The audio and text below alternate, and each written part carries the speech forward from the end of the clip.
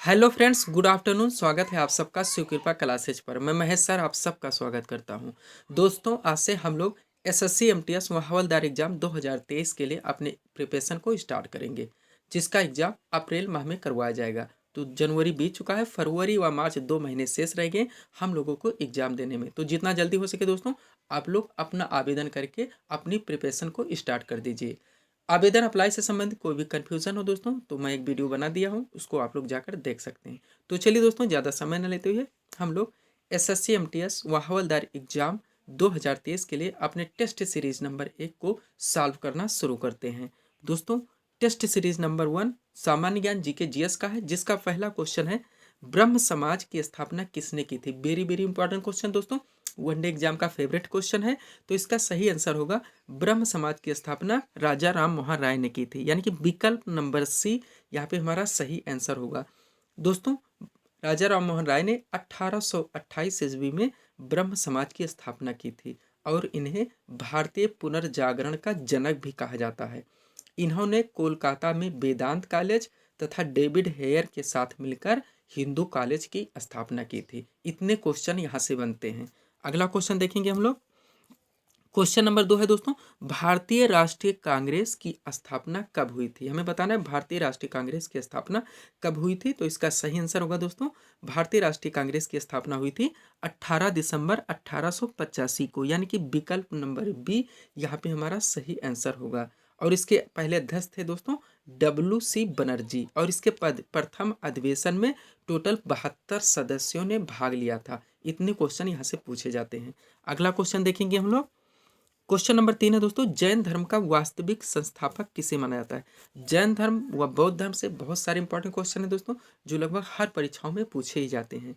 तो इनसे संबंधित जितने भी क्वेश्चन बनते हैं, धीरे धीरे हम लोग टेस्ट सीरीज के जरिए पूरी तरह से कवर करेंगे और उनका रिविजन भी करेंगे। क्वेश्चन है दोस्तों, जैन धर्म का वास्तविक संस्थापक किसे माना जाता है। तो इसका सही आंसर होगा महावीर स्वामी को। महावीर स्वामी को दोस्तों जैन धर्म का वास्तविक संस्थापक माना जाता है, और ये जैन धर्म के 24वें तीर्थकर थे। कौन? 24वें तीर्थकर थे। नेक्स्ट क्वेश्चन है दोस्तों, क्वेश्चन नंबर 4, भारत का वित्तीय वर्ष होता है, प्रारंभ होता है कब। तो दोस्तों, भारत का वित्तीय वर्ष 1 अप्रैल से प्रारंभ होता है और 31 मार्च इसका आखिरी दिन, यानी आखिरी दिन 31 मार्च और 1 अप्रैल से प्रारंभ होता है। दोनों तरह से पूछे जाते हैं, ध्यान रखिएगा आप लोग।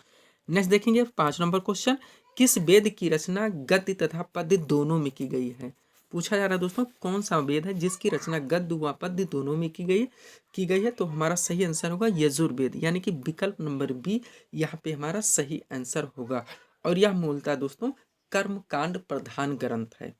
6 नंबर क्वेश्चन देखेंगे हम लोग, सूर्य की ऊर्जा उत्पन्न होने का स्रोत है। ज्योग्राफी से इंपॉर्टेंट क्वेश्चन है दोस्तों, सूर्य की ऊर्जा उत्पन्न होने का स्रोत है तो कौन सा है दोस्तों, नाभिकीय संलयन, यानी कि विकल्प नंबर ये यहाँ पे हमारा सही आंसर होगा। 7 नंबर क्वेश्चन देखेंगे हम लोग, संविधान सभा की प्रथम बैठक कब हुई थी। बार बार पूछा गया क्वेश्चन है दोस्तों, कॉन्स्टिट्यूशन यानी भारतीय संविधान से।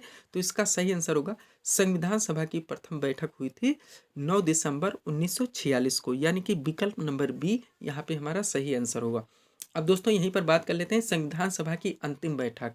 तो संविधान सभा की अंतिम बैठक हुई थी 26 नवंबर 1949 को, और इसकी प्रथम बैठक जो कि हमारा आंसर है 9 दिसंबर 1946। इससे संबंधित जितने भी क्वेश्चन बनते हैं दोस्तों, धीरे धीरे हम लोग टेस्ट सीरीज के जरिए कवर करेंगे।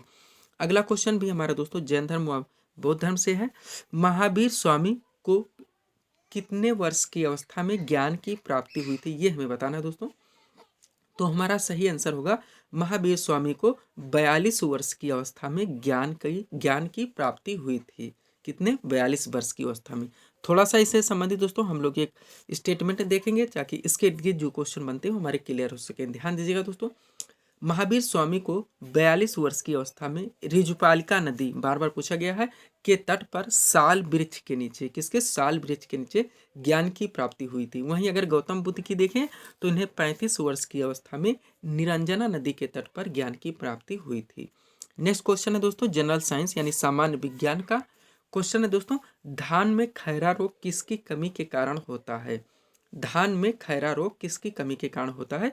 तो हमारा सही आंसर होगा जस्ता, यानी कि विकल्प नंबर ये यहाँ पे हमारा सही आंसर होगा। अगला क्वेश्चन देखेंगे 10 नंबर क्वेश्चन, शारदा कानून किससे संबंधित है? स्टैटिक जीके का दोस्तों इंपॉर्टेंट क्वेश्चन है, वनडे एग्जाम का फेवरेट क्वेश्चन।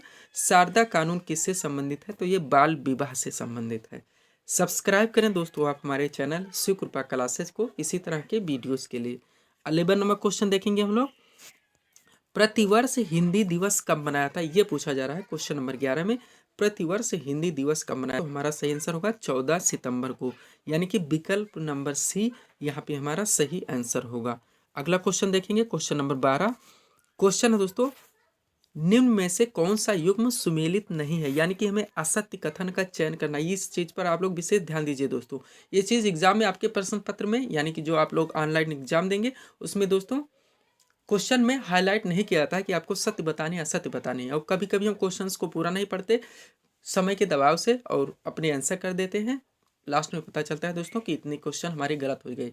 तो दोस्तों आप लोग क्वेश्चन को पूरा पढ़ने का प्रयास कीजिए। इसमें बताना है निम्न में से कौन सा युग्म सुमेलित नहीं है। ए नंबर एक्वाकल्चर, सामने मत्स्य पालन दिया गया है।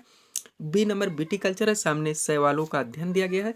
सी नंबर सेरिकल्चर है, सामने रेशम कीट पालन दिया गया। और डी नंबर माइकोलॉजी है, सामने कौकों का अध्ययन दिया गया। इस तरह के क्वेश्चन से दोस्तों कई क्वेश्चन एक साथ हमारे कवर हो जाते हैं। तो चलिए दोस्तों क्वेश्चन नंबर 12 को सॉल्व करना हम लोग शुरू करते हैं। एक्वाकल्चर मत्स्य पालन से संबंधित है, ये नंबर है हमारा, बिल्कुल सही हो जाएगा। बी नंबर विटिकल्चर है, विटिकल्चर दोस्तों अंगूर उत्पादन से संबंधित है, सामने शैवालों का अध्ययन दिया गया है, तो ये गलत हो जाएगा और यही हमारा आंसर बनेगा दोस्तों, क्योंकि हमें नहीं का ही कथन नहीं यानी असत्य कथन का ही चयन करना है। सी नंबर सेरिकल्चर है, सामने रेशम कीट पालन है, बिल्कुल सही हो जाएगा। माइकोलॉजी के अंतर्गत दोस्तों कौकों का अध्ययन किया जाता है, तो ये भी बिल्कुल सही हो जाएगा। तो बीटी कल्चर दोस्तों हमारा गलत हो जाएगा, विकल्प नंबर बी, क्योंकि बीटी कल्चर संबंधित है अंगूर की खेती यानी अंगूर के उत्पादन से। सामने जो शैवालों का अध्ययन दिया गया है दोस्तों, ये फाइकोलॉजी के अंतर्गत आता है। किसके? फाइकोलॉजी के अंतर्गत। नेक्स्ट देखेंगे 13 नंबर क्वेश्चन, निम्न में हास्य गैस कौन है? तो हास्य गैस कौन है दोस्तों? नाइट्रस ऑक्साइड, यानी कि विकल्प नंबर बी यहाँ पे हमारा सही आंसर होगा। अगला क्वेश्चन देखेंगे 30 नंबर क्वेश्चन, भारतीय संविधान सभा की प्रारूप समिति के अध्यक्ष थे। तो प्रारूप समिति के अध्यक्ष कौन थे दोस्तों? संविधान सभा के निर्माण के दौरान बहुत सारी समितियों का गठन किया गया था, जिनमें प्रारूप समिति के अध्यक्ष थे डॉक्टर भीमराव अंबेडकर। तो हमारा आंसर हो जाएगा विकल्प नंबर ये। उसके बाद दोस्तों अन्य भी समितियां हैं, जिसमें जवाहरलाल नेहरू अध्यक्ष थे संघ संविधान समिति और संघ शक्ति समिति।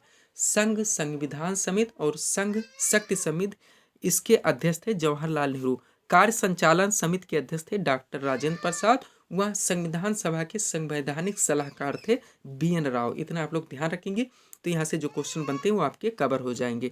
नेक्स्ट देखेंगे दोस्तों 15 नंबर क्वेश्चन, और इस टेस्ट सीरीज का दोस्तों लास्ट क्वेश्चन है दोस्तों, बंगाल में अस्थाई बंदोबस्त किसने लागू किया था? बंगाल में अस्थाई बंदोबस्त किसने लागू किया था? तो हमारा सही आंसर होगा दोस्तों लॉर्ड कॉर्नवालिस ने, यानी कि विकल्प नंबर सी यहाँ पे हमारा सही आंसर होगा। तो ये थे दोस्तों टेस्ट सीरीज नंबर 1 के हमारे टॉप MCQ, जिसको हम लोगों ने यहाँ पे सॉल्व किया है।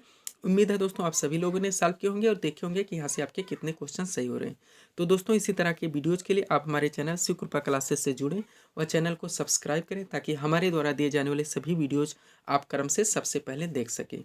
तो मिलते हैं दोस्तों हम टेस्ट सीरीज नंबर 2 को लेकर। Thanks for watching.